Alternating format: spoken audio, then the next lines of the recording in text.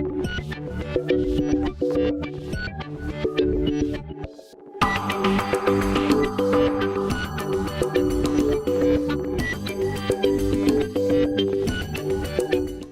primer lugar, me voy a permitir dar lectura a las breves síntesis curricular que tenemos de la doctora Alenka Guzmán. Es profesora del Departamento de Economía de la UAM Iztapalapa, Ciudad de México.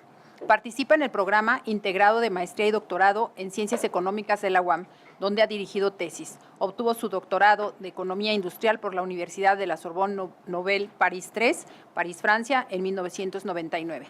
Actualmente es miembro del Sistema Nacional de Investigadores Nivel 2. Ha publicado artículos en revistas académicas arbitradas e indexadas sobre aspectos de la innovación, propiedad intelectual, productividad y competitividad, así como crecimiento económico, particularmente en sectores siderúrgico, farmacéutico, biofarmacéutico y nanotecnología. Asimismo, la doctora Alenka Guzmán ha publicado libros sobre las mismas temáticas. El último se titula Propiedad intelectual y capacidades de innovación en la industria farmacéutica de Argentina, editado por Gedisa UAM. Argentina, Brasil, México. Bien, aquí dice Argentina, Brasil y México. Editado por Gedisa UAM. Ha coordinado 3 libros en el marco de proyectos de investigación, de los cuales Innovación en América Latina está recién editado por la Biblioteca Nueva de la UAM. Bueno, damos el uso de la palabra a la doctora Alenka Guzmán. Por favor, doctora. Muchas gracias por esta invitación. Me gusta mucho compartir aquí con los compañeros del Instituto de Investigaciones Económicas, con los compañeros de la UAM que también trabajan en las cuestiones de propiedad intelectual y con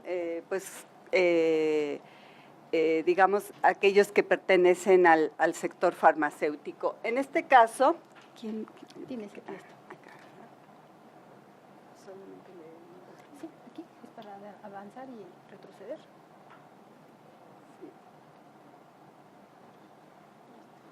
¿Sí? Ya, ahora sí. Bueno, en este caso, mi exposición de patentes y crecimiento económico está considerando los siguientes cuestiones, es decir, está tratando de hacer un balance de lo que fue la parte de propiedad intelectual para el caso de México en términos de crecimiento económico. Entonces, digamos, se considera el Telecán fue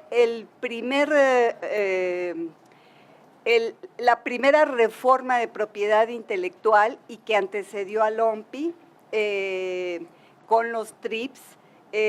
Y entonces, después de 20 años de la adopción de estos TRIPS o ATPICS y la firma del Tratado de Libre Comercio, las exportaciones manufactureras mexicanas de tecnología media intensiva tuvieron un significativo crecimiento, ¿verdad? Pero lo que no tenemos evidencia es de que la innovación haya crecido, como se anunciaba cuando se adoptó estas reformas de propiedad intelectual.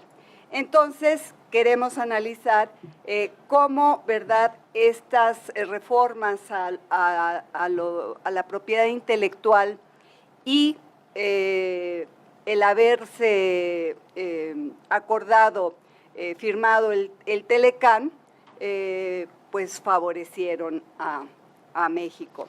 Entonces, y la pregunta es, ¿quién ha sido el beneficiario de la reforma de patentes que se inició en 1991? Han tomado las firmas locales ventajas de las derramas de conocimiento y los incentivos del sistema de propiedad intelectual. Esto es considerando porque, si bien es cierto que en un tratado comercial lo que el flujo del comercio es en bienes y en servicios, pero una cuestión que hemos aprendido en los últimos tiempos, que hay un bien intangible que es el conocimiento. Entonces, cómo es, ha tomado las empresas locales beneficios de esas ramas de conocimiento y cuál es la relación que tienen las patentes con el crecimiento económico y el crecimiento económico con las patentes. Entonces, y al final hago una comparación de lo que es el Tratado de Libre Comercio con algunos países de la Unión Europea y con 3 países del sudeste asiático, para ver un poco esos diferenciales. Entonces, creo que lo estoy regresando. Sí. Entonces, bueno, lo que voy a exponer es, digamos, la investigación que se propuso analizar empíricamente estos efectos en términos de crecimiento económico y de una manera particular ver cómo fue la evolución y la naturaleza de las patentes de residentes y de no residentes, es decir, de extranjeros y de nacionales, que se concedieron entre 1990 y el 2015.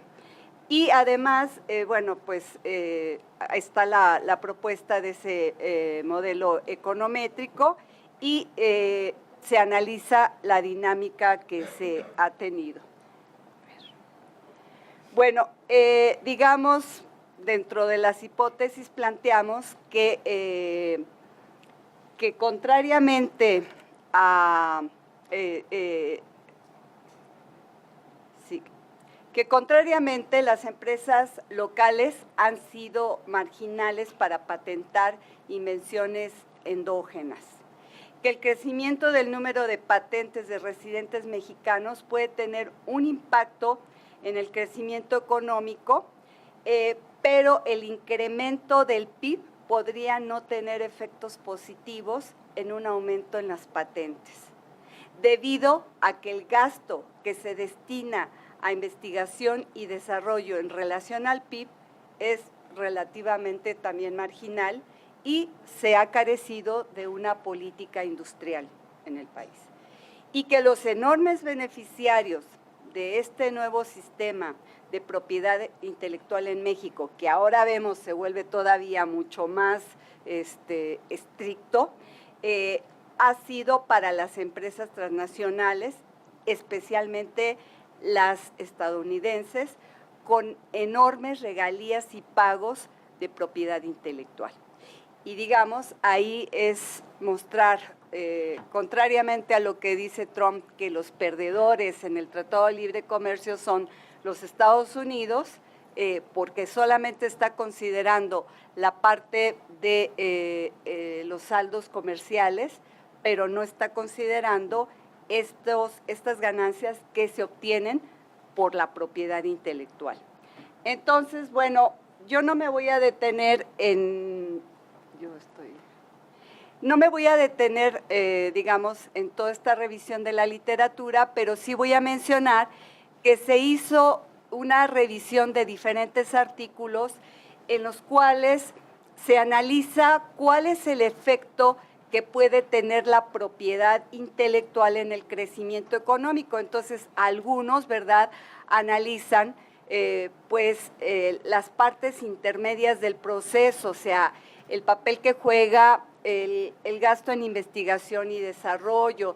También se habla que los países que son economías cerradas no pueden tener un aprovechamiento de la propiedad intelectual, ¿verdad? Y que, por ejemplo, los países que tienen elevados ingresos son los países que toman más ventajas en la cuestión de propiedad intelectual. Entonces, digamos, son más los estudios que se han hecho para países desarrollados en términos de este tipo de estudios.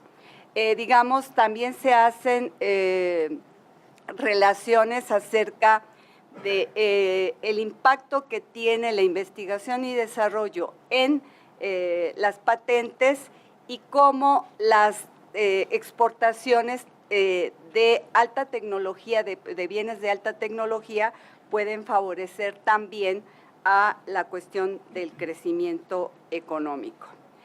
Entonces, bueno, yo lo que les voy a mostrar ahora es este gráfico que muestra la evolución de las patentes solicitadas y concedidas de los residentes y de los no residentes en México, en el INPI.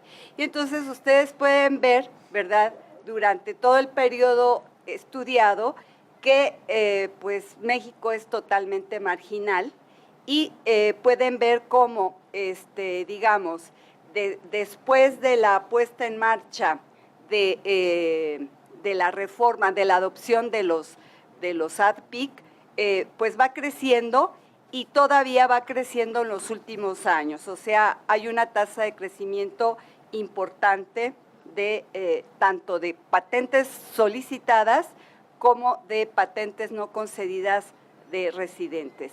Entonces, aquí vamos a ver cómo quienes tienen el dominio o la mayor participación en esas patentes concedidas son los Estados Unidos con un 55%. También tenemos otros países como Alemania con el 9%, Francia con el 5%, tenemos a Suiza otros, pero fundamentalmente son los estadounidenses. Entonces, después vamos a ver que si lo ponemos por grandes rubros de clases tecnológicas, podemos ver cuál es el diferencial entre las patentes de residentes y no residentes, y vamos a ver que, por ejemplo, en aquellos artículos de consumo, de bienes de consumo, ¿verdad?, los no residentes tienen 94.24 de 1990 a 2000 de patentes y un 5.76 de nacionales. Y esto todavía se va a ver reforzado en el año del 2001 al 2015, donde aumenta a 97.78. Esto nos da cuenta de que la dependencia tecnológica se incrementó de 16.36 a 44. Esto, el indicador de dependencia tecnológica es haciendo la división entre las exportaciones extranjeras o de no residentes entre las patentes nacionales. Entonces, ahí ustedes pueden ver cómo se incrementó. Y lo tenemos en otro tipo de industrias, en la industria química, que pasó del 26 al 42, en la textil, que pasó del 54 al 67, o lo podemos ver, por ejemplo, un caso que es dramático, es en la parte del sector eléctrico, que pasó de 45.19 a 90.77, ¿sí? Entonces, digamos, cuando vamos viendo todas las áreas, es dramático ver la manera en la cual la dependencia tecnológica, que está medida por esa relación entre patentes extranjeras y nacionales, y que esas patentes extranjeras entran para proteger bienes y servicios que van a producir y van a vender en el mercado nacional. Entonces, ahí está, digamos, gráficamente cómo se dividieron los sectores y cómo la línea roja, que es la que nos muestra el segundo subperiodo, creció la dependencia tecnológica. Entonces, en el siguiente cuadro se puede ver algunas de las titulares con mayores patentes, y ahí elijo 2 años, el 2012 y el 2014, y ustedes pueden ver que en el 2012, sobre todo, están compañías estadounidenses, también hay suizas, y van a ver cómo está las farmacéuticas como tipo Hoffman y Roche, como Novartis, y las tecnologías de la información y la comunicación electrónicas, ahí van a ver. Y en el 2014 vamos a ver que en primer lugar pasa a estar Corea del Sur. Está Estados Unidos, pero ya está más diversificado, incluso estamos viendo ya ahí a China, dentro de las empresas con mayor patentes. Bueno, dentro de las mexicanas está la UNAM en esto. Bueno, una cosa que es muy importante en la discusión de la manera en la que podemos advertir la forma en la cual se han beneficiado los no residentes o las empresas extranjeras es con el pago y los pagos y recepción de regalías por el uso de propiedad intelectual, donde se incluyen patentes, marcas, diseños industriales, etcétera. Entonces, ustedes pueden ver que desde 1990 al 2015 podemos advertir que quien tuvo la recepción mayor por estos conceptos de propiedad intelectual fue Estados Unidos. O sea, y fue incrementando. Y digamos, lo que pagó Estados Unidos por propiedad intelectual, que es la línea azul, también está por arriba de los otros países, pero es mucho menor a lo que recibió, ¿no? Entonces, cuando, digamos, aquí ahorita no muestro el gráfico de esa balanza que hay entre pago y recepción de regalías por el uso de propiedad intelectual. Y van a ver que, pues, prácticamente México está desdibujado. O sea, nosotros no estamos obteniendo, o sea, es marginal, e incluso Canadá tiene también una participación marginal dentro de esto, ¿sí? Entonces, bueno, aquí este es un cuadro que muestra diferenciales en indicadores que están relacionados con la innovación, ¿verdad? Que es el gasto en investigación y desarrollo. Entonces, vamos a ver que Estados Unidos es el país dentro del Telecan que tiene más esfuerzo destinado a investigación y desarrollo en relación a México, ¿verdad?, en donde hay una variación 0.3, 0.5 y 0.6, y que yo creo que ya volvió a bajar, o Canadá, que también es más bajo que el que tiene Estados Unidos. Después, el número de investigadores por millón de habitantes, en donde México también está muy por abajo de Estados Unidos. Bueno, en el número de las patentes ya dijimos ese indicador. En la parte de residentes o no residentes, los pagos, la recepción, ahí está el dato del balance de la recepción de las regalías y pagos por propiedad intelectual, y en el caso de Canadá y de México tienen saldos negativos. Solamente Estados Unidos los tiene positivos y además crecientes. Y en relaciones a las exportaciones de alta tecnología, pues es Estados Unidos el que tiene más exportaciones de alta tecnología. Entonces, bueno, ahora entramos a la parte de ver el impacto, ¿verdad?, de lo que es esta innovación en términos de patentes y el crecimiento económico. Y entonces ahí se hace un modelo, ¿verdad?, de causalidad multivariada, en donde, por un lado, se ve cómo, cuál es el efecto del crecimiento de las patentes en términos del PIB, o sea, de la tasa de crecimiento del PIB, y al revés, cómo esa tasa del crecimiento del PIB se ve, tiene efectos en las patentes. Entonces, ahí estamos considerando, solamente es para el caso de México, las patentes concedidas a residentes en el Instituto Mexicano de la Propiedad Intelectual de 1990 al 2015.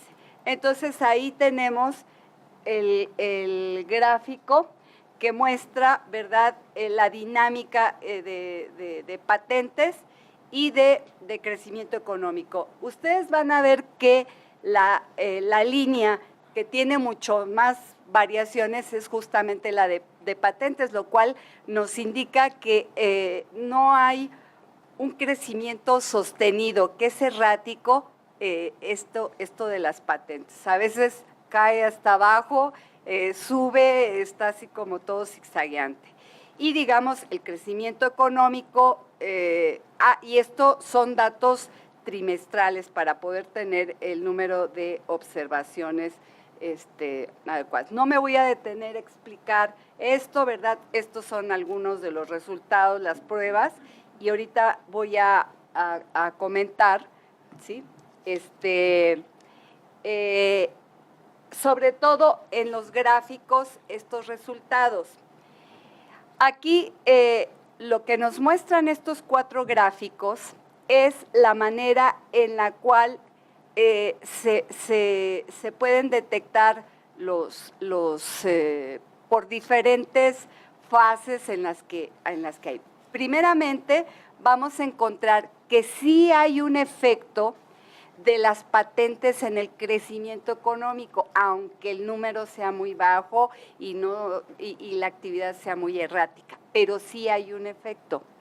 Sin embargo, cuando se ve el análisis del crecimiento económico hacia las patentes, ahí no se ve una respuesta contundente, o sea, no hay un efecto.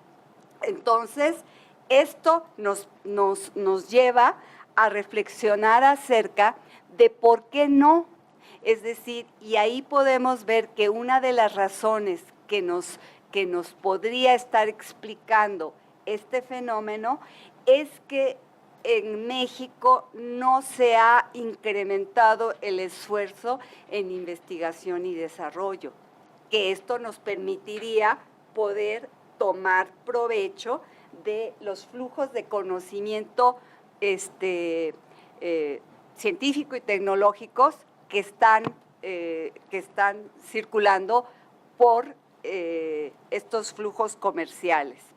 Entonces, digamos, ahí cuando comparamos Canadá, México y Estados Unidos, ahí están en esos grupitos, ¿verdad?, en donde está Estados Unidos, México y Canadá, son todos los años considerados desde 1990 al 2015, la relación del crecimiento del gasto en investigación y desarrollo de patentes, y entonces vamos a ver cómo Estados Unidos, esto es en relación a las solicitudes y al crecimiento, vamos a ver que en Estados Unidos está muy por arriba, o sea, hay un gran diferencial, y además hay una correlación entre esas solicitudes, entre en el gasto en investigación y desarrollo y la solicitud de patentes. Canadá está muy más abajo, pero sin embargo hay cierta correlación en menor medida que la que tiene Estados Unidos. Y en el caso de México vemos pues una dispersión. Si ustedes, esa es la parte que nos están mostrando estos datos. Después, si comparamos en esta misma lógica lo que ocurre con algunos países que conforman la Unión Europea, vamos a ver que la situación ahí es también diferenciada. Vamos a tener arriba a países como Alemania, como Francia, como el Reino Unido, pero sin embargo vamos a tener que, hay países de Europa del Este, como Eslovaquia, como la República Checa, como Lituania, que son países en donde, digamos, que están casi como al centro, son países en los cuales en los últimos años se ha dado toda una dinámica de correlación entre lo que es el gasto en investigación y desarrollo, el crecimiento de investigación y desarrollo con el número de solicitudes de patentes. Entonces, esta es una situación que nos muestra diferencial con relación a México. Y luego tenemos a los países de Asia del Este, en donde no hay un tratado comercial, pero operan de facto como si fuera un tratado comercial, porque tienen muchos vínculos y tienen cuestiones de relación comercial, y en donde en los puntitos azules concentrados es Japón. Después tienen ustedes el caso de Corea, que prácticamente vemos el catching up, o sea, el alcance que hace con relación a Japón, digamos, y en los puntos más, ¿cómo se llama?, que están en el extremo izquierdo, vamos a ver a China, en donde China está acercándose y está incluso, se ve que va a sobrepasar a Japón, en esa misma relación de investigación y desarrollo y patentes. Entonces, bueno, después se hizo un modelo en el cual se trata de ver esto, incluyendo a los países del Telecán, a los países de la Unión Europea y los de Asia, en esta relación de patentes, crecimiento económico, patentes, ¿verdad? Y entonces, ¿qué vamos a encontrar de resultados? Nos dice que hay una relación cointegrante que es significativa y para todos los países, pero con diferentes magnitudes. China y Estados Unidos tienen coeficientes positivos con valores muy bajos, pero altamente significativos. Después, en otro bloque tenemos Alemania, República Checa, el Reino Unido y Corea, ¿verdad?, con un coeficiente diferenciado, pero significativo, implicando un ajuste muy rápido a la relación de equilibrio de largo plazo cuando hay una desviación. Y luego vamos a tener países como Bulgaria, Japón, Holanda, Estados Unidos, Rumanía y Corea, ¿verdad? Esto lo hicimos considerando las exportaciones, en donde también hay una relación positiva, significativa, ¿verdad?, de las exportaciones con el efecto en patentes exportaciones. Entonces, tenemos otro caso que es el de, tienen coeficientes diferenciados, Austria, Canadá, China, República Checa, Alemania y Reino Unido, pero tienen también una parte significativa. Entonces, bueno, aquí también tenemos los otros bloques en donde están países de la Unión Europea y China, en donde se muestra una relación en diferentes cuestiones. Entonces, después se analiza también la relación que hay para estos países en la cuestión del gasto en investigación y desarrollo y la parte de las exportaciones. Y bueno, lo que sigue es un gráfico que no me voy a detener, pero eso muestra los diferenciales de todos los países en esa relación. Y bueno, pues ahora me voy a las conclusiones. La excesiva dependencia tecnológica con sus dos socios, la de México, del Telecán, expresada en patentes de residentes en relación a patentes de no residentes concedidas por el INPI. O sea, mostramos esa elevada y que ha crecido mucho más. Que las grandes beneficiarias del sistema de propiedad intelectual en el marco del ADPIC y del Telecán fueron las transnacionales, especialmente las estadounidenses, con enormes montos pagados en regalías y otros pagos por el uso de patentes, marcas y otras formas de propiedad intelectual. Y que las empresas locales han sido marginales para patentar, vinculado al bajo esfuerzo en investigación y desarrollo y la ausencia de políticas institucionales y política industrial orientadas a incrementar las capacidades tecnológicas y de innovación. Entonces, digamos, esta dependencia tecnológica se ha reforzado. El crecimiento de patentes de residentes pueden impactar el crecimiento económico, pero al contrario, el aumento del PIB no podría afectar positivamente el incremento de las patentes nacionales debido a que el gasto en investigación en relación al PIB permanece bajo y hay una ausencia de política industrial. Pues eso es. Muchas gracias. A ver, la parte. Bueno, a continuación vamos a dar el uso de la palabra a la doctora Laura Vidal. La doctora Laura Vidal cursó estudios, es doctora por la Universidad Autónoma de Zacatecas. Su tesis se intitula La nanomedicina en México, normatividad y empresas. Es maestra en Derecho Biotecnológico y Ética por la University of Sheffield, Reino Unido, y licenciada en Derecho por el Tecnológico de Monterrey, Campus Ciudad de México. Ha sido ponente en distintos congresos nacionales e internacionales relacionados con el derecho biotecnológico, nanotecnología y propiedad intelectual.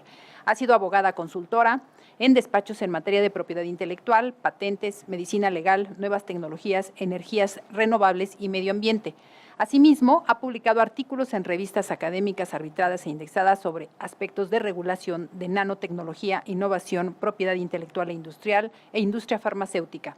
Ha brindado consultoría para el despacho Asensio Abogados en materia de propiedad intelectual, patentes, medicina legal, nuevas tecnologías, energías, Actualmente es candidata investigadora del Sistema Nacional de Investigadores y está realizando el postdoctorado en el Instituto de Investigaciones Jurídicas en materia de patentes farmacéuticas, innovación y bioética. Adelante, por favor, Laura. Hola, buenas tardes. Muchas gracias, Carmen. Antes que nada, quiero agradecer al Instituto por considerar mi participación, a la Facultad de Derecho y a la Universidad Autónoma Metropolitana. Les quiero pedir una disculpa porque estoy un poco enferma, entonces voy a estar tomando pastillas, etcétera, para no toser. ¿Me prestan la apuntador? Muchas gracias. Okay. La presentación que traigo preparada es similar a la que ya presentó la licenciada Heidi, por lo que no voy a repetir lo que ella misma ya dijo, solamente hacer hincapié y profundizar un poco en ciertos conceptos y cuestiones que vienen en el tratado. Entonces, el esquema que vamos a ver, que traje hoy, primero es los objetivos del tratado, los acuerdos generales, los acuerdos respecto a las medidas de salud pública, muy brevemente, la cooperación que debe existir en materia de patentes, los requisitos de patentabilidad, plazos y ajustes, que es uno de los temas muy importantes, el periodo de protección de datos de prueba, que lo vimos, que es uno de los temas problemáticos, así como los biológicos, las excepciones y, por último, las reflexiones finales, donde intentaré utilizar el mayor de mi tiempo para no repetirme. Entonces, bueno, de antes les comento que está en unas partes está en inglés y otras en español, debido a que no me tomé la libertad de hacer las traducciones del tratado, porque lo que quiero hacer hincapié aquí es en el lenguaje que están utilizando, las palabras específicamente que están utilizando y cómo se van a llegar a traducir y, en su caso, interpretar para México. Entonces, podemos ver, como se comentaba anteriormente, que existe esta dualidad dentro de los objetivos. Por un lado, es promover la innovación tecnológica y la transferencia y diseminación de la tecnología para las ventajas tanto de los productores como de los usuarios, y a la vez conducir un estado y un balance de economía social y derechos y obligaciones. Entonces, pareciera que nos lo plantean como en una balanza. Por un lado, tienes esa protección para la innovación y promover la innovación, y por el otro lado, tienes la protección que debe de existir para los derechos y obligaciones, o el derecho al acceso a esos beneficios. ¿Cómo vamos a interpretar y a aplicar este balance? ¿Sí?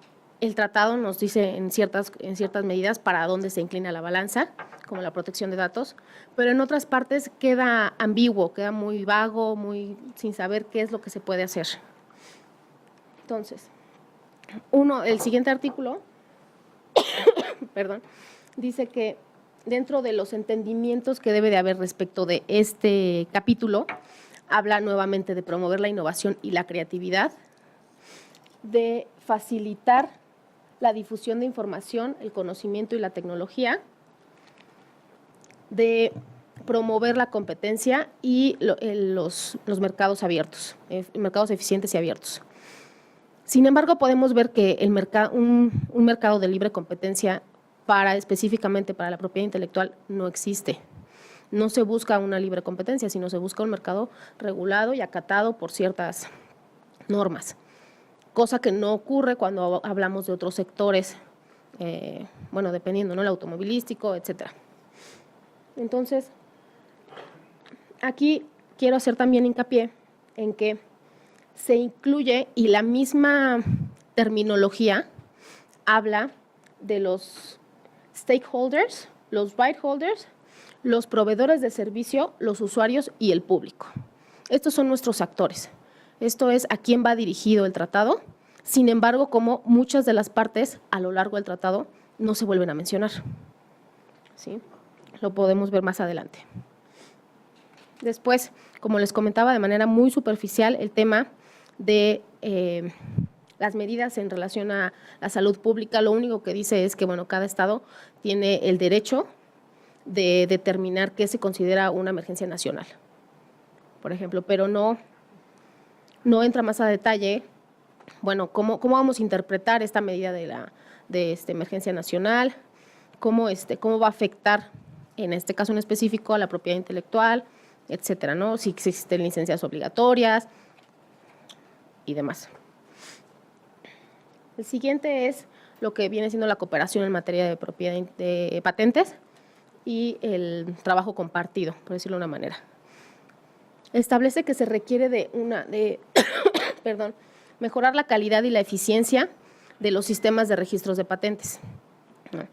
Una cooperación entre las oficinas de patentes, que esto es poner a disposición tanto los resultados de búsqueda como los de examen, intercambiar la información sobre sistemas de garantía, de calidad y estándares de calidad, y una reducción a las diferencias en los procedimientos y procesos de sus respectivas oficinas de patentes. Lo que busca este artículo es unificar el sistema de patentes de las distintas oficinas de patentes, es decir, Canadá, Estados Unidos y México. Como ya nos habían dicho, o sea, México, el sistema que tiene no es deficiente o no es arcaico. Tiene que ver mucho con la cultura, con las problemáticas actuales en las que nos encontramos, y el doble estándar que se le aplican a las patentes que son solicitadas por mexicanos, a las patentes que son solicitadas, que ya han sido previamente solicitadas en oficinas en el extranjero y que se quiere conseguir aquí. Entonces, no necesariamente la unificación de estos sistemas va a evitar que exista este doble estándar. porque el doble estándar se debe por muchas otras circunstancias independientemente de cómo esté regulado el sistema. Y eso es un reto en el cual México pues se tiene que enfocar, porque justamente lo que busca tanto el tratado como localmente México, promover la innovación. ¿Cómo promueves una innovación si constantemente estás obstaculizando las patentes de tus nacionales? Bueno, y creo que es un tema que se va a ver más adelante con mayor profundidad. Entonces, patentabilidad es algo que conocemos hasta el cansancio, que sabemos que la novedad, aplicación, aplicación industrial, ¿no? Todos los requisitos que se requieren, ¿no? El uso, etcétera. Sin embargo, en el tratado ya se establecen nuevos usos, nuevos métodos y nuevos procesos. Se pueden patentar microorganismos derivados de plantas, ¿no? Como ya lo habíamos visto. Y donde a mí me gustaría llamar la atención o poner el foco es en el tema, la jerga que utilizan de paso inventivo y no obviedad. En el tratado, en una de las notas, como sabemos que también son obligatorias, una de las tantas, establece que se puede entender como sinónimo el paso inventivo y la no obviedad. Entonces ya no se requiere de tener un producto novedoso, ya la novedad basta con que demuestres que no es obvio. ¿Obvio para quién? En un principio, para un experto en la materia, en la técnica. Sin embargo, también el mismo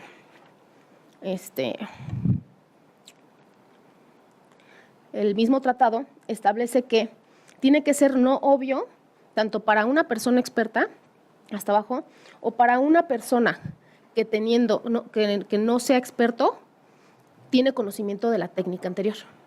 Entonces ya ni siquiera basta, ya ni siquiera es necesario que seas experto en la materia para determinar si es obvio o no. Solamente basta con que conozcas de lo que se está hablando en específico para poder determinar si es obvio o no. Entonces el requisito ya es el estándar más bajo que puede existir. Y nos vamos a las cosas que no se pueden patentar. Bueno, cuando se habla de orden público, moral, etcétera, y como habíamos visto antes, ¿qué es lo que se va a interpretar por aquellos productos que busquen proteger la vida o la salud humana, animal, etcétera? No sabemos. Esa es una interpretación muy amplia donde pueden entrar distintos productos, los métodos quirúrgicos y terapéuticos, que sin embargo existen patentes de métodos terapéuticos que se otorgan a grandes farmacéuticas y que se quedan actualmente en México en litigio. ¿Por qué? Porque se supone que no se puede patentar, pero la patente se otorgó el registro sanitario y está en el mercado. Entonces, este tema, así como también el paso inventivo y la no obviedad, es un tema donde México puede interpretar acorde a cómo mejor le ajuste a su sistema y no ponernos en automático nosotros la soga en el cuello. ¿Sí? Bueno, el periodo de gracia, que ya sabemos es de 12 meses.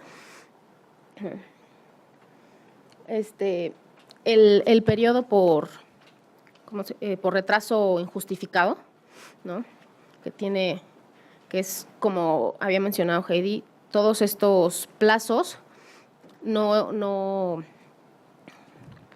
se eximen uno del otro, puedes tener todos y se van sumando.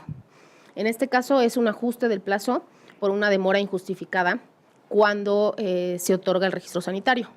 Ya estamos hablando de COFEPRIS y ya el INPI, digamos que ya tienes la patente y estás tramitando tu registro.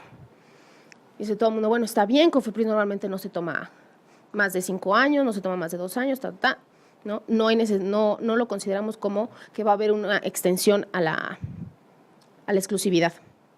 Sin embargo, el mismo tratado, en una de las notas a pie de página, establece un periodo sui generis que va a ser fijado acorde a cada Estado miembro.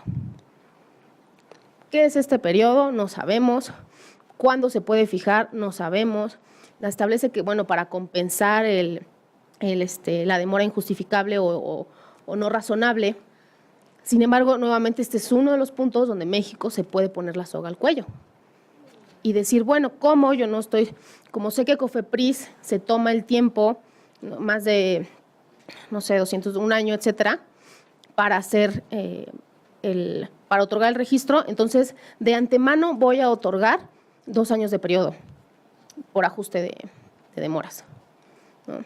Entonces, algo que desde mi punto de vista en el tratado es muy vago, justamente intentando orientar a cada uno de los estados y ver qué es lo que a cada uno le conviene, dependiendo de su sistema. Siguiente, la protección, que causa mucho ruido y desde mi punto de vista también es uno de los puntos medulares del tratado, porque no solamente se está otorgando una protección al producto inventivo, sino que se está otorgando una protección a toda la información y las pruebas clínicas que rodean este producto. ¿Sí? Anteriormente, pues con este secreto industrial se puede considerar esta protección.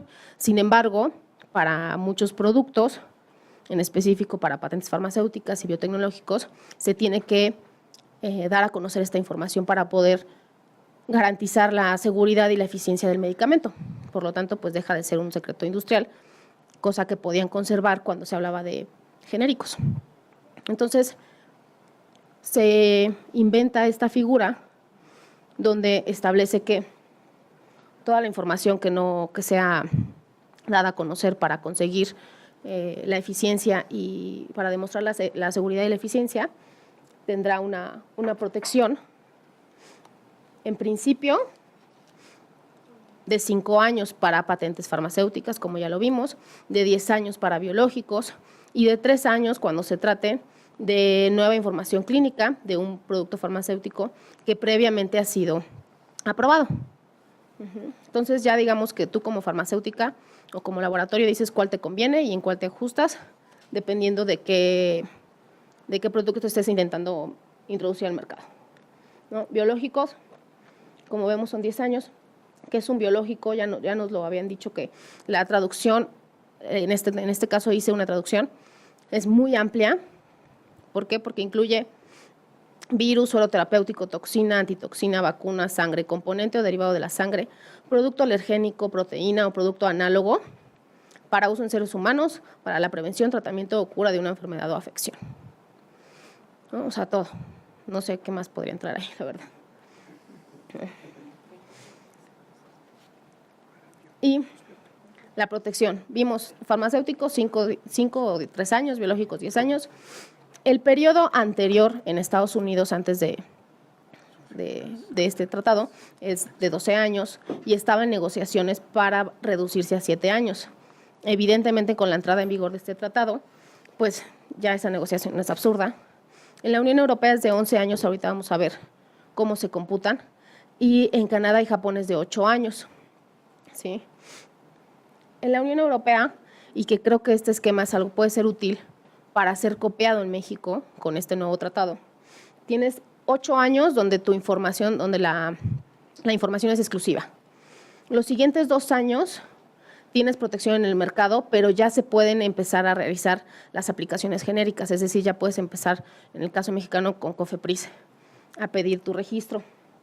Y únicamente vas a obtener un último año, ¿sí?, cuando puedas demostrar que hay una nueva indicación o que un nuevo método, etcétera, ¿no?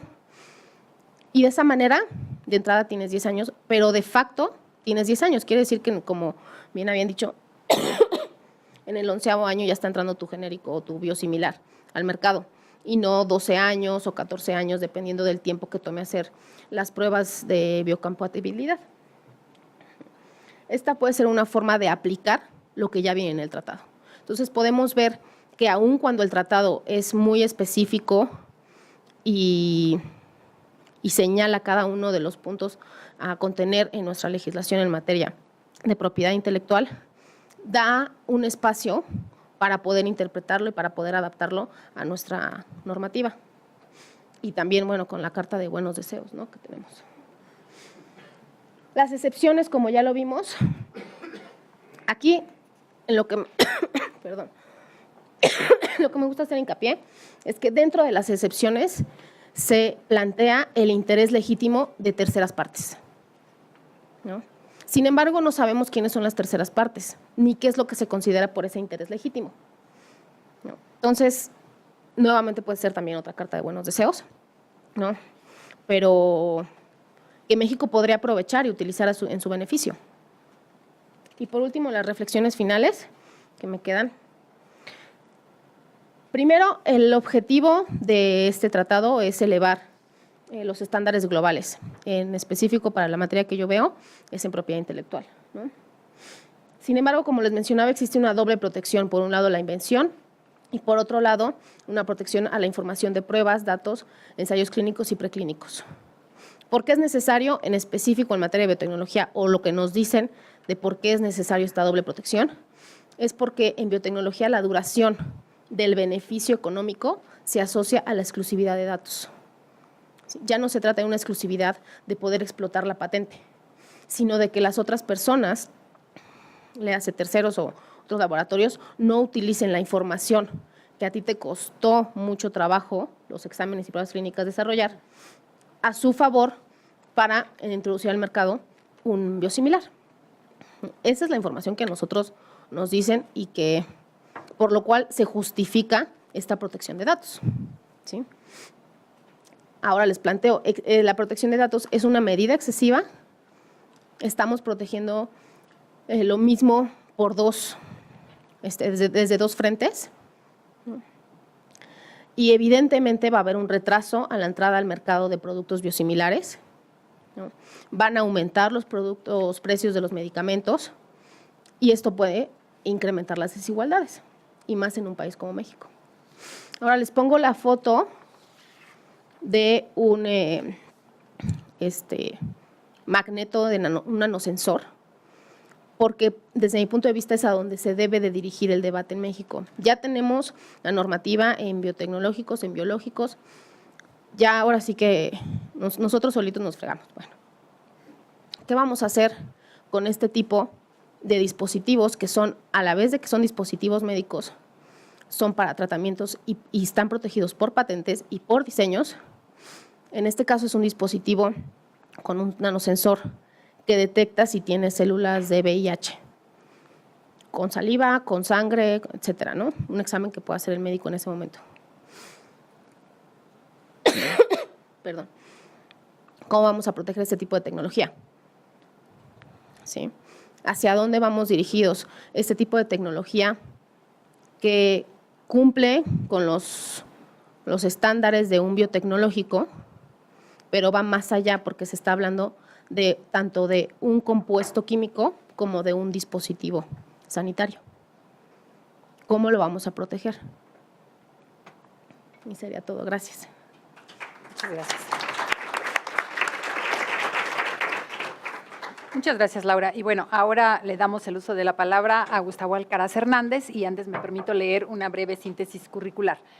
Es doctor en Derecho de la Empresa por la Universidad de Anáhuac, maestro en Derecho Fiscal y Administrativo por la Barra Nacional de Abogados, diplomado en Propiedad Industrial por el Instituto Tecnológico Autónomo de México, asimismo diplomado en Cabildeo y Producción Jurídica por el mismo ITAM, licenciado en Derecho por la UNAM y dentro de su trayectoria laboral se encuentran el que ha sido director jurídico y de seguridad patrimonial en Grupo Neopharma.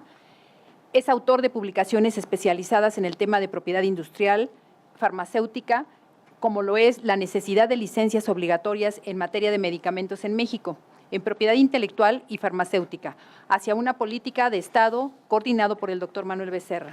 Su artículo más reciente es La vinculación entre patentes y registros sanitarios en México, en la industria farmacéutica, derecho a la salud y propiedad intelectual, el reto del equilibrio, coordinado también por el doctor Manuel Becerra y Roberto Martínez Olvera. Ha sido conferencista y ponente en foros organizados por instituciones como la Asociación Nacional de Fabricantes de Medicamentos y el Instituto de Investigaciones Jurídicas. Es presidente de la Comisión Jurídica, Compliance y Competencia Económica de la Cámara Nacional de la Industria Farmacéutica. Por favor, Gustavo, adelante. Sí, muchas gracias. Si me permiten el control, Sí. por favor. Bueno, antes que nada, un agradecimiento a la Facultad de Derecho, al Instituto de Investigaciones Jurídicas, de manera personal a la licenciada Carmen Arteaga, que nos está haciendo el favor de moderar la mesa, al doctor Pérez Miranda, y también yo me uno al saludo al más allá para el doctor Becerra.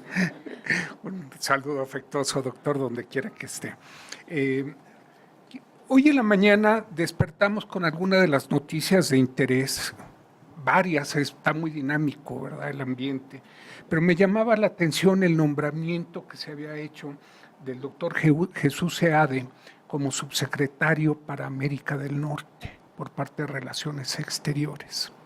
Inmediatamente me vino a la memoria un coloquio de América del Norte que pude presenciar a través del Centro de Investigaciones sobre América del Norte, que afortunadamente hoy con las herramientas de Internet tenemos un acceso puntual e inmediato de lo que está ocurriendo en todos lados.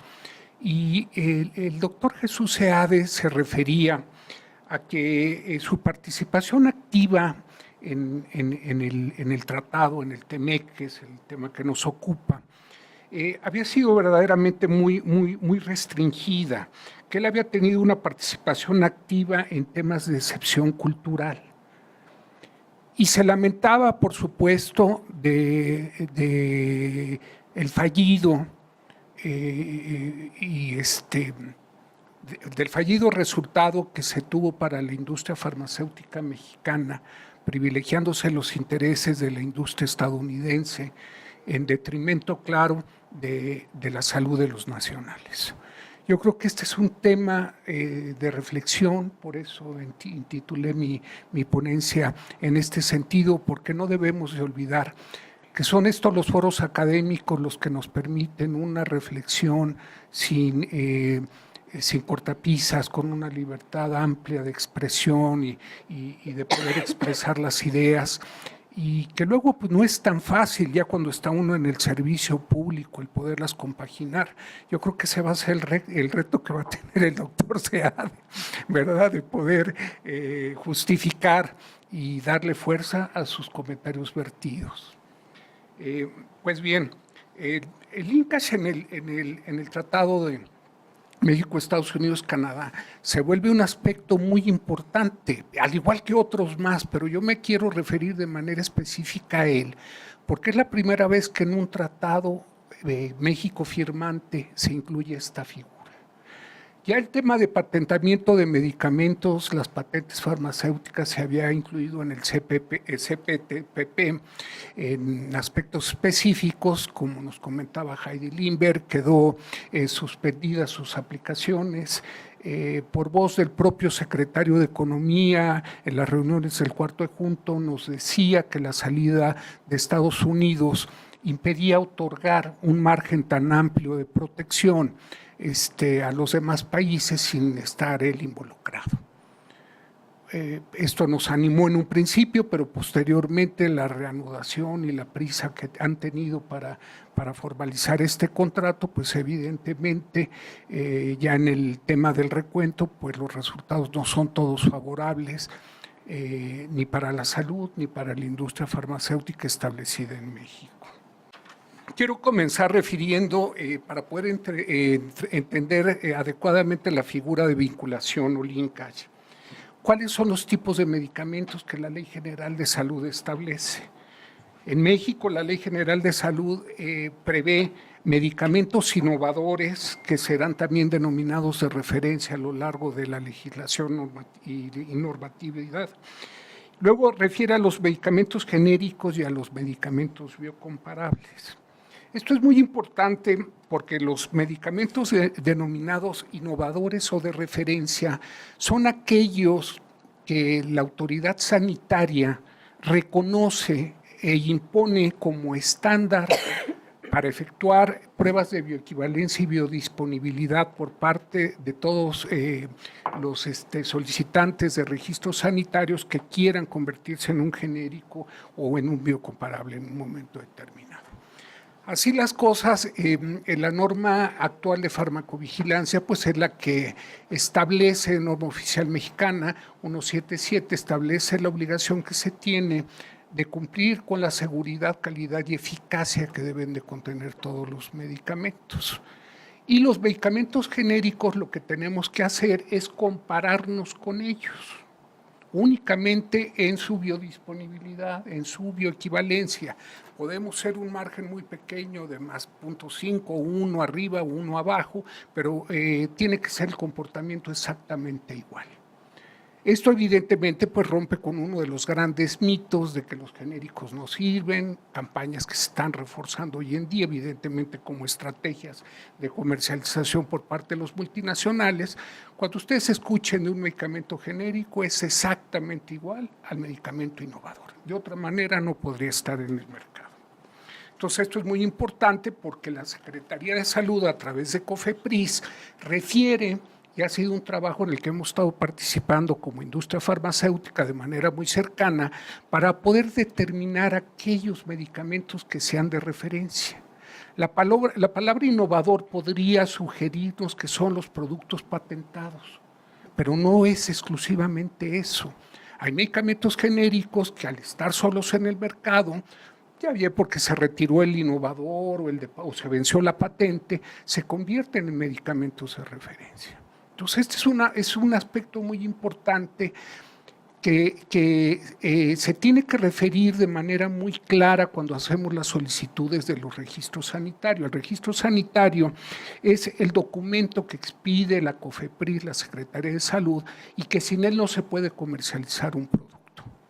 Entonces, esto es fundamental para poder tener el margen de comparación, ¿sí? Actualmente puedo comentar que más del 98-99% de los productos que se comercializan en México tienen ya un medicamento de referencia señalado. Hay casos muy específicos donde la autoridad está tratando de definir cuál puede ser, porque en efecto ya no se encuentran en el mercado nacional o están prohibidos en el extranjero inclusive, es otra de las vertientes que se dan, y entonces están tratando de analizar, pero son casos que sobrarían para contarlos con los dedos de una mano. La figura concreta del INCASH surge en su origen para dar una intervención a la autoridad sanitaria a efecto de que consulte al Instituto Mexicano de Propiedad Intelectual, a la autoridad que maneja la materia, para que reporte si existía una patente que pudiera inhibir la comercialización del producto. En un principio, y aún está así en la ley, refería a principio activo. ¿Qué es el principio activo? Son las sales, es lo que cura. Es verdaderamente el verdadero objeto que genera el tratamiento terapéutico o la razón del medicamento en sí. Lo demás pues son acompañantes, diluyentes, incipientes de una serie de elementos que permiten darle la forma al medicamento como lo conocemos hoy en día. Así vino evolucionando la figura y evidentemente se estableció y se tropicalizó de una manera bastante mala, porque se invitó a una misa a dos sacerdotes con credos diferentes. Y entonces, bueno, pues el resultado es lo que tenemos hoy, un poco un entuerto, difícil de entender, difícil de aplicar, difícil de normar, difícil de aceptar. Así las cosas, la Secretaría de Salud tendría que ser la encargada de vigilar la seguridad, calidad y eficacia de los medicamentos, y el Instituto Mexicano de la Propiedad Intelectual tendría que ser la que se encargara de referir si existe una patente que pudiera ser violada. Evidentemente, estando en el recinto jurídico por excelencia, pues lo primero que nos viene a la mente, ¿y por qué el Estado tendría que estar tutelando un bien jurídico de terceros?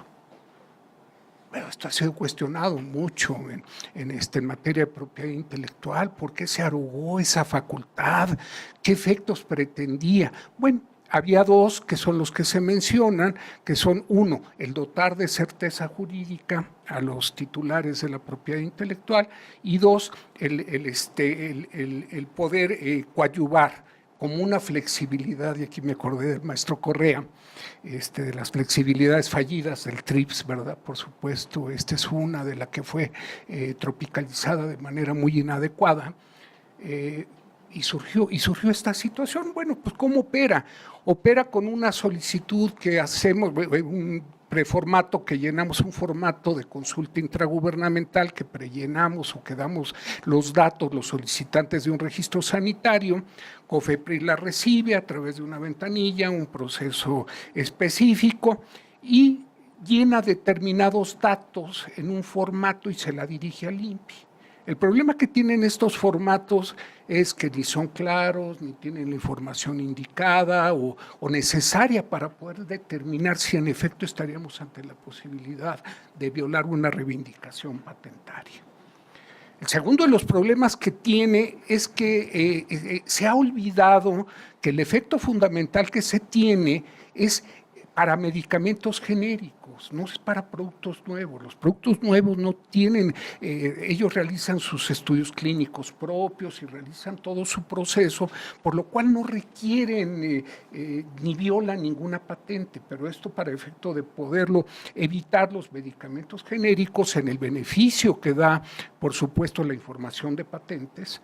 Ya se ha analizado aquí en otros foros, que es uno de los privilegios del pacto social que se tiene en las patentes, es la difusión del conocimiento, el poder utilizar la tecnología, ¿verdad? Son las panaceas que se nos han ofrecido y que, como ya comentaba la doctora Lenca, pues no se ven muy claros, ¿no? Cada vez es menor el patentamiento y sobre todo en materia en materia farmacéutica, por lo cual evidentemente buscan los titulares la forma de extender sus derechos de explotación exclusiva. Esto se ha traducido al paso de ya varios años en una barrera de entrada de medicamentos genéricos, porque ni COFEPRIS entiende lo que el INPI le contesta, ni el INPI entiende lo que COFEPRIS le pide. Basada en unas cuantas palabras que caben en el formato además, pues bueno, se vuelve verdaderamente una situación muy compleja, una verdadera vía crucis. Y el resultado ha sido eso. Las implicaciones conducentes han sido un sinnúmero de juicios en las cuales los laboratorios multinacionales tratan de impedir la entrada de genéricos, por su parte los productores de genéricos tratando de entrar al mercado, ser el primero de los primeros para poder tener una participación en esa actividad comercial. Y entonces, bueno, se ha vuelto verdaderamente en una desorganización. El día de ayer también se publicó en el Diario Oficial de la Federación el nuevo formato de consulta intragubernamental a que me estoy refiriendo. Y causa sin duda sorpresa y es motivo también de reflexión el que, estando a escasas 72 horas de que dejen el gobierno, haya existido tanto empeño en emitir este formato que además, de acuerdo al transitorio, va a surtir efectos a partir del día 1 de diciembre, ¿no?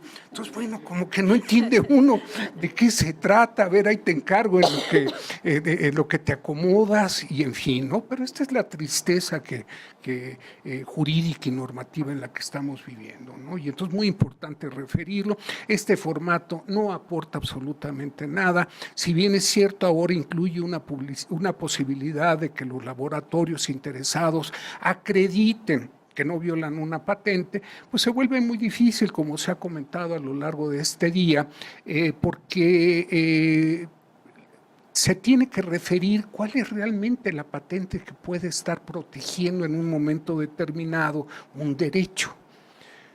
Vamos a ver más adelante que sí hay forma de poderlo determinar, pero hoy la consulta es tan general que las respuestas llegan a ser, si uno va al INPI y paga los 800 pesos para que le informen respecto de una molécula, la protección patentaria que pueda haber, pues el INPI no contesta solamente en el número de patentes, sino contesta también todo el estado de la técnica.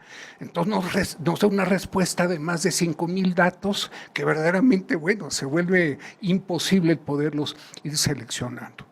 Tengo que decir, sin embargo, que es cierto que los laboratorios que producimos medicamentos genéricos sí tenemos claridad, sobre todo cuando vamos haciendo la selección de nuestros productos, lo que denominamos nuestro pipeline, de hacia dónde queremos llegar y hacia dónde queremos ir. Y evidentemente, pues lo primero que se tiene que descartar es si va a ser un medicamento innovador o va a ser un medicamento genérico. Si va a ser un medicamento genérico, debemos nosotros determinar con mucha claridad y también honestidad si nuestras pruebas de bioequivalencia y biodisponibilidad, en primer lugar, son las adecuadas. Si realmente estamos utilizando el medicamento de referencia o no. Una serie de factores que tampoco ni la ley, ni el reglamento, ni la norma han terminado de definir. Y entonces, ¿qué es lo que se genera? Pues un caos, ¿no? Por todos los que intervenimos en este tema. El siguiente punto que quiero compartirles es cómo opera las diferencias de cobertura. El INCAS existe en Estados Unidos y en Canadá, nuestros países socios del TEMEC. Se aplica únicamente a las patentes de medicamento innovador, esto es a moléculas químicas, ya sean de principio activo, formulación o uso. En los países europeos, esta figura se considera anticompetitiva y está expresamente prohibida su aplicación. Entonces, parte de lo que veíamos en el transcurso de las ponencias del día de hoy es cómo Telequem ha caído en un punto muerto verdaderamente, porque era muy difícil poder conciliar en 3 pistas intereses diversos. Por un lado, el CPTPP, que había quedado en suspensión todo lo farmacéutico, por otra parte con la Comunidad Europea, donde Canadá ya había negociado condiciones muy específicas, inclusive favorables para México, pero pues, con el socio estadounidense que quería todo, ¿no? Entonces, el Telequem, espero no estar equivocado, pero yo sí creo que nació muerto. Fue un intento fallido y veo muy difícil que pueda caminar, porque evidentemente hay principios de índole jurídica como es el de nación más favorecida, ¿no? Entonces, cualquier país con el que nosotros tengamos tratado y relaciones comerciales podrán solicitar este trato. No es la primera vez que nos pasa en la industria farmacéutica, ya la República de El Salvador nos ganó un foro y el precio fue que hoy en día se pueden comercializar productos en México, aunque no se fabriquen en México. Entonces, los riesgos son muy altos. En México se aplica absolutamente la totalidad de patentes en la base de datos del INPI. En ocasiones y bajo mucha presión se excluyen usos que no hayan sido resueltos por el Poder Judicial. Aquí la figura de la Gaceta de Propiedad Industrial, que verdaderamente fue de esta ambientación a la que me refería, fue otro resultado fallido, porque no pudieron darle la fuerza que se pretendía. En primer lugar, existía una duplicidad de la Gaceta formal de patentes con una de patentes de medicamento, y se estuvo utilizando para que fuera un catálogo de compras y en fin, se fue diversificando y variando con un resultado fallido todo la aplicación de los mismos. En Estados Unidos y Canadá únicamente las patentes iniciales con las que se registra el medicamento de referencia son objeto de vinculación y están claramente enlistadas, tanto medicamentos como patentes. La única excepción es si el innovador obtiene la autorización sanitaria para nuevos usos, sin que ello impida la autorización de genéricos. En México se aplica para absolutamente todas las patentes de principio activo, de formulación, independientemente de la fecha en la que fueron aprobadas, del titular o licenciatario de la misma y de la existencia de un medicamento o uso sanitario autorizado. Así, no hay límite. Se incluye productos, procesos, sin importar si son nuevos, medicamentos, viejos, variaciones, y todo al amparo de una patente que se va reverdeciendo. Y le van agregando, y le van agregando, y le van agregando, y la vigencia se vuelve indefinida.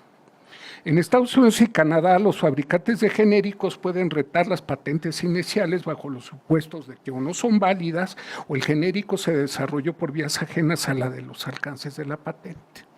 Esto es muy importante. En México se incluyó también en esta tropicalización una figura que es denominada como cláusula volar, que establece en México que solamente se puede solicitar un registro sanitario 3 años antes del vencimiento de la patente. En Estados Unidos y Canadá de inmediato se le notifica al titular de la patente y siendo problemas de particulares, ellos los ventilan a través de un procedimiento en el que el Estado no interviene. Entonces, bueno, la ambientación que le dimos no fue la mejor. En México, los fabricantes de genéricos difícilmente pueden cuestionar la validez de patentes o de su aplicación a medicamentos que se pueden registrar. Esto, como mencioné, ha generado muchísimos problemas que ya lo hemos estado refiriendo en otras ocasiones y quiero entrar de manera específica para aprovechar mis últimos minutos a lo que estipula el artículo 20F16, medidas relativas a la comercialización de ciertos productos farmacéuticos. 1. Si una parte permite como una condición para la autorización de comercialización de un producto farmacéutico a personas distintas de aquella que originalmente presentó la información de seguridad y eficacia, basarse en evidencia o información concerniente a la seguridad y eficacia de un producto que fue previamente autorizado, tales como evidencia de una autorización de comercialización previa por la parte o en otro territorio, la parte primero tendrá que a través de un sistema darle aviso al titular de la patente. Segundo, dar un tiempo adecuado y oportunidad suficiente para que dicho titular de la patente recurra previo a la comercialización de un producto supuestamente infractor a los recursos disponibles del subpárrafo C. Y el subpárrafo C, procedimientos tales como judiciales o administrativos y recursos expeditos tales como mandamientos judiciales, preliminares, medidas provisionales, etcétera. Pues nada más de la pura lectura, ¿no? Estamos viendo que aparentemente el tratado hubiera sido negociado por despachos de abogados, ¿no? Los diversos países, no noto la mano de un economista, de un sociólogo, en fin, ni siquiera de expertos en la salud, ¿no? Pero bueno, nos orientan hacia un litigio. Como alternativa, el tratado en su fracción, en su inciso 2, refiere que la parte podrá adoptar o mantener un sistema extrajudicial. Este sistema extrajudicial de alguna manera es como se ha venido aplicando en México a través de este formato de consulta intragubernamental, pero esta fracción de manera específica tiene que ser analizada con mucho cuidado porque no va a operar de facto, o sea, por más que nosotros queramos darle una interpretación, esto va a ser objeto también de litigios. Sin embargo, esto abre la oportunidad de poder realizar modificaciones en un ámbito legislativo para crear verdaderamente las condiciones de su aplicación. Por supuesto, la presentación la compartiremos para que la puedan ustedes revisar con calma, ¿no? Ese es el efecto de esta participación. En el formato de oportunidades de implementación en México, creo que estos son los aspectos con lo que quiero concluir mi participación. Una primera oportunidad es trabajar sobre este formato de consulta intragubernamental, donde se señalen las características del medicamento de referencia, esto es la patente original asociada al registro. En los casos en los que el innovador haga cambios a su medicamento original, ya sea por nuevos usos, nuevas formas farmacéuticas o nuevas formulaciones, sean pellets, isómeros, cristales, excipientes, etcétera, estos medicamentos deberán tener otro registro y eventualmente otra patente asociada. Con esto estaríamos acabando con esta incidencia de tener 20 patentes para un solo medicamento. El número 2 es la inclusión de una adecuada definición de molécula nueva en nuestra legislación a efecto de proteger únicamente a la primer molécula patentada. En México esta vinculación es objeto del Reglamento de Insumos para la Salud y del Reglamento de la Ley de Propiedad Industrial. A nivel reglamentario, creo que la facultad discrecional que otorga el artículo 89, fracción segunda, al Ejecutivo Federal y sus autoridades para mejor proveer, ha sido verdaderamente excedida, sobre todo en materia de salud. En materia de salud nos rigen a través de lineamientos, acuerdos, modificaciones reglamentarias, hoy otra norma, hoy otro criterio, y verdaderamente se vuelve un capricho de la autoridad sanitaria en turno el cómo quiere ver la salud de los mexicanos. Yo francamente espero que la CONAMER en el programa y en la propuesta que tiene ya la Comisión Nacional de Mejora Regulatoria realmente pueda poner una cortapisas importante a este abuso de la facultad administrativa que se tiene en este sentido, porque evidentemente se somete cualquier aspecto, obtienen la exención o publican finalmente o le dan la vuelta. Estando a nivel reglamentario, la normatividad hoy nos obliga a dar un paso adicional. Si estamos hablando de su inclusión de esta figura en un tratado internacional, el más importante comercial para nuestro país, no es posible que la normatividad, que las reglas del juego estén a nivel normativo, tenemos que subirlo a nivel ley. Y es el legislativo, ¿verdad?, el que tiene que asumir verdaderamente su compromiso ante la sociedad y ante la salud de los mexicanos para prever esta ventana de oportunidad que está reflejada en este inciso 2. Por supuesto, como industria farmacéutica estaremos muy al pendiente que esto se dé, porque bueno, hay mucho en juego, no son solo aspectos comerciales. Al final, concluyo diciendo que en Canadá hay un precepto jurídico que transcribo aquí para que lo analicen con calma, donde finalmente refiere nuevamente al aspecto de lo nuevo. Lo nuevo es lo que tiene que ser objeto de este linkage, de esta protección. No son todas las patentes, no es lo que se nos ocurra. Como vemos, están siendo más laxas cada vez los criterios de patentabilidad. Y no pueden estar extendiendo a través de figuras que no son ni de propiedad intelectual, por más que lo incluyan en el propio capítulo, estas alternativas de protección, bajo los argumentos que además son insostenibles de que son cuantiosos, ¿no? Cuando sabemos que las multinacionales invierten en la investigación en un país y luego comercializan hasta en donde sea, ¿no? Entonces, bueno, yo me quedo con esa reflexión. Evidentemente, pues lo que le pido a los presentes es que sigamos todos juntos, porque evidentemente el quehacer jurídico, el quehacer económico, la multidisciplina es fundamental para que nuestros legisladores cumplan con este compromiso. A mí no me gusta llamarlo la cuarta transformación, siendo abogado, a mí me gusta más referirme como la nueva época, ¿no? Muchas gracias.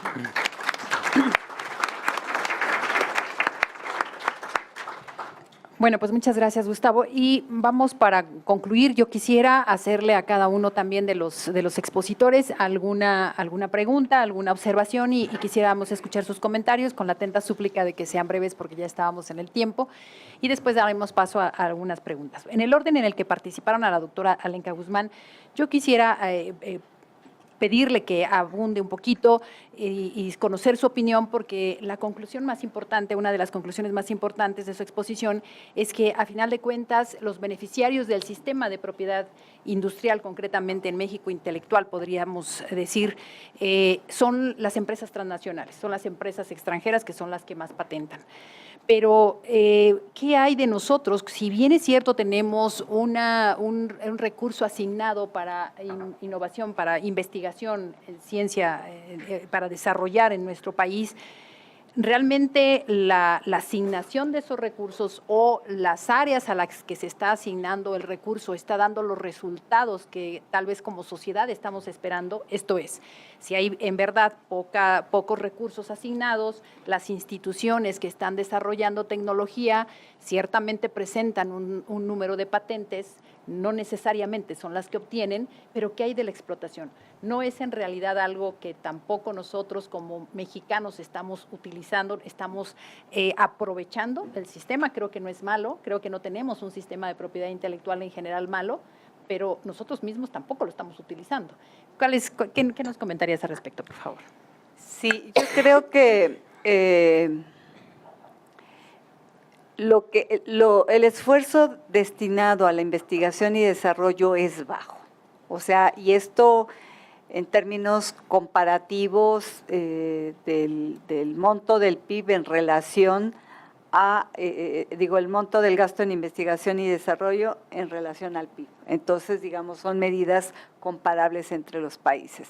Por ejemplo, China, que es un país que viene desde más abajo, digamos, llegó al 1% del PIB en gasto en investigación y desarrollo y ya supera el 2%, ¿no? Corea, que tiene más o menos 4%. Entonces, esos son países que están destinando recursos importantes para poder aprovechar la parte de las investigaciones y sobre todo, yo digo, aprovechar las derramas tecnológicas. Por ejemplo, se habla acerca de que el INPI es una oficina que funciona bien, que con toda la normatividad, etcétera, pero sin embargo, no está cumpliendo la parte con la que se define a una patente, por ejemplo. Está la parte de la novedad, está la parte de que pueda ser explotado industrialmente, pero la parte de que sea revelada, el disclosure, lo hace de muy mala manera. O sea, ¿qué trabajo nos cuesta consultar las patentes del INPI? Porque muchas veces los documentos no están completos. Entonces, esa divulgación de ese conocimiento es muy importante. ¿Por qué? Porque eso es oro molido para el nuevo conocimiento que se puede generar. Entonces, es importante que cambie en ese sentido. Y luego, cuando se compara a los investigadores por millón de habitantes, también hay un gran diferencial con países con Estados Unidos o Canadá. Y adicionalmente tenemos que hay pues una fuga de cerebros, o sea, es decir, gente que tiene, porque México es un país que tiene buena formación de investigadores, sin embargo, no todos se quedan en México. Entonces, por ejemplo, cuando vemos el número de patentes en donde participan inventores mexicanos, o sea, así en general por eso, y puede ser en cualquier país, se localizan 5,000 patentes. Y en cambio, esto en el USPTO, y en cambio, cuando consideramos solamente las patentes de mexicanos desde 1980 hasta el 2015, vamos a ver que tenemos como 1,300 patentes. Entonces, estamos viendo que no hay un aprovechamiento de lo que se está formando. Entonces, las empresas transnacionales sí aprovechan el conocimiento que se genera aquí y sí aprovechan al capital humano que se forma en nuestras instituciones. Entonces, esas 5,000 patentes nos dan cuenta en donde hay inventores mexicanos de que están aprovechando ese potencial, y en México no se está haciendo eso. Sí. Así es. Bueno, yo me quedaría con esta parte. Tal vez hagan falta todavía muchas cosas, y al final te referías a la política en la materia, tanto en propiedad industrial, yo entendería en propiedad intelectual en general. Hacen falta, yo creo que políticas que consideren ciertos aspectos, los aspectos administrativos, el aspecto de difusión finalmente del conocimiento, que tal vez las autoridades ahí tendrían mucho que hacer, incluso una política en materia de creación de la cultura de protección, de defensa de los derechos, que eso también nos hace falta, pero qué bueno, es una tarea que parece no acabar. Pues muchas gracias, Alenka. Yo quisiera ahora preguntarle a Laura Vidal, que se refirió justamente a estas figuras, que incluso tú misma lo mencionas, se incorpora una figura que pareciera que es una figura nueva de propiedad intelectual, la protección de datos, por la que, por cierto, tanto se luchó, la industria luchó mucho porque se protegiera esta información, los datos clínicos. Estaríamos entonces en el supuesto tal vez de incorporar. ¿Qué tendríamos que hacer aquí, Laura? ¿Cuál sería tu perspectiva? ¿Tendríamos que incorporarlo a nivel de ley? ¿Esta figura la tenemos que incorporar ahora a una ley o la podemos dejar ahí en el tratado? ¿Qué vamos a hacer con estas figuras? Porque creo que además el hecho de aterrizarlas a nuestra legislación tal vez nos permitiría adecuarlo a nuestro sistema. obviamente sin rebasar lo que el propio tratado prevé, ¿no? Pero estaríamos algo así como en el caso de los nombres de dominio, que pues ya nos los apropiamos y decimos, esto también es propiedad intelectual, y viene al capítulo de propiedad intelectual y ahora ya tenemos también datos. ¿Cuál es tu opinión? Pues en México el tema de protección de datos de pruebas clínicas está regulado en biológicos por 5 años. O sea, digamos que se va a ampliar a 10 años. Pero me refería a propiedad, a la ley de propiedad industrial. ¿Algo tendríamos que hacer? Pues es que tienes las dos partes, tanto la parte del INPI como la parte de COFEPRIS, ¿sí? Cuando estás hablando de querer obtener, en este caso para la protección de datos, está buscando la protección para cuando tienes que divulgar estudios de pruebas clínicas o preclínicos para poder obtener el registro sanitario. Entonces, perdón, digamos que la cuestión existe basta con que esta la protección que se le puede dar a la información se vea desde la perspectiva de cuando obtienes un registro sanitario, o se debe de extender a toda esta información que presentas cuando solicitas una patente. Bien, bueno, creo, me da la impresión, y con lo que decía la licenciada Heidi Linder, que efectivamente aquí la autoridad tiene mucho que hacer. Yo creo que tiene mucho que estudiar, mucho que analizar y tratar de digerirlo. El INPI, que tiene esa gran facilidad de que a través de los acuerdos del director general puede dar facilidades administrativas para entender. Yo creo que aquí va a ser una labor importante de las autoridades, en este caso del INPI. Y pues bueno, aquí vinculo la pregunta a Gustavo, precisamente porque yo les preguntaría, bueno, o como industria, ustedes ya están previendo cómo se van a acercar a las autoridades, porque me parece que a nivel reglamentario, administrativo, se tendrá que hacer mucho. A nivel legal, me parece muy, muy importante este esfuerzo, que cuestiones que no están bien reglamentadas o que de plano no están reglamentadas, que se fueran a la ley o que requieren estar en ley, me parece que ese va a ser un esfuerzo importante, pero que también a nivel administrativo yo creo que se podrán hacer muchas cosas, sobre todo para dar certeza jurídica y que no se genere un abuso de estos cambios que se están dando. Gustavo, por favor. Sí, Carmen, gracias. Sin duda, tenemos que seguir trabajando desde el ámbito administrativo para poder permear y externarle a las autoridades cuáles son las inquietudes y finalmente cuál es el bien jurídico tutelado, ¿no? Que es el tema de la salud. Si bien hay un área comercial muy importante, muy grande, etcétera, lo que está en riesgo es la salud. Creo que debemos de empezar a buscar el sano equilibrio entre la propiedad privada y la salud pública. Es una tarea que ha quedado pendiente, que las administraciones pasadas las han dejado a un lado. Con esta nueva época que nos toca vivir, evidentemente sentimos que tendremos esa oportunidad de un diálogo nuevo o al menos refrescado para que este tipo de conceptos lleguen y permeen en la legislación. La legislación sanitaria, como comenté, se ha vuelto el capricho del funcionario en turno y no puede ser. Estando a nivel de tratados nos obliga el cumplimiento y tenemos que tener una legislación robusta, clara, que dote de verdadera certeza jurídica y no solamente que proteja los intereses de unos cuantos. Bien, Gustavo, pues muchas gracias. Con esto terminamos los comentarios y damos paso a las preguntas. El doctor Miranda, por favor.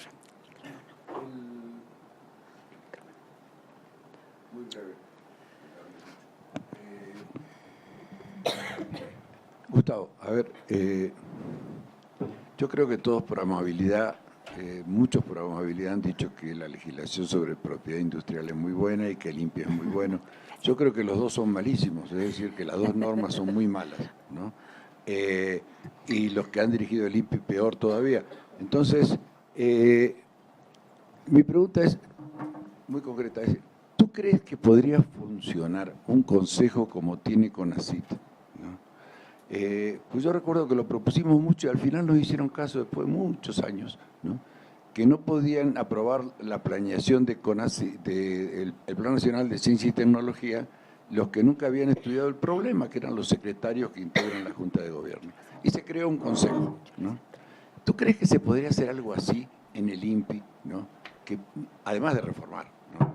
Todo ese procedimiento engorroso, estúpido, donde hay un primer juicio en el INPI antes de seguir otros juicios. ¿Crees que podría ser efectivo un consejo donde te dijeran, bueno, la industria dice si le afecta o no le afecta, tal tipo de industria, tal otro? La ciencia dice si afecta o no al desarrollo científico y la academia dice qué opina al respecto, ¿no? Y quizá una ONG que diga, bueno, en definitiva, a los que se violan los derechos de acceso a la salud es a nosotros, ¿no? Y también queremos opinar al respecto. ¿Tú crees que podría funcionar algo así? Yo estoy convencido que este círculo de participación de la autoridad, de la academia y de las empresas es un círculo virtuoso. Ya vimos en alguna de las publicaciones de la doctora Lenka Guzmán los resultados cuando van operando de manera adecuada, casos concretos de Argentina, algunos de Brasil de manera puntual, los recuerdo en este momento, y sin duda México tampoco ha asumido ese papel. El gobierno va por su lado con sus intereses creados, que no son políticas públicas desafortunadamente, sino atienden a intereses de un momento. La academia hace sus esfuerzos con sus limitaciones que tienen, sobre todo de orden económico y por lo tanto de participación, y la empresa prefiere rezagarse para no estar siendo objeto de ataques y de requerimientos. No, tenemos que cambiar la cultura. Cuando hablamos de que tenemos que hacer cosas diferentes para obtener resultados diferentes, implica verdaderamente que estos consejos, que esta responsabilidad se comparta de manera real y efectiva, de manera tripartita. Es una responsabilidad de todos.